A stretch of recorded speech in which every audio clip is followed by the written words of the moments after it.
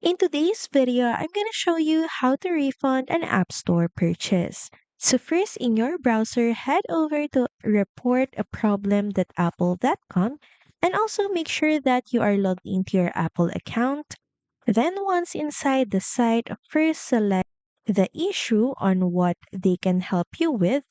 And so click on the drop-down button or menu and choose Request a Refund.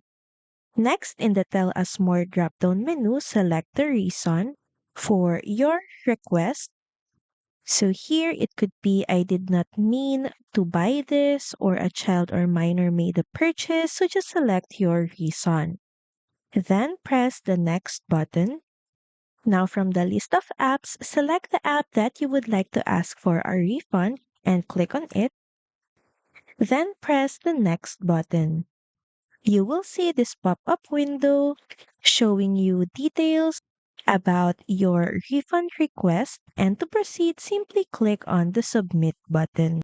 Once done, Apple will then review your request and email you the status, usually within a day or two. So that's pretty much it. Thank you very much for watching this video, and I'll see you again on the next one. Bye!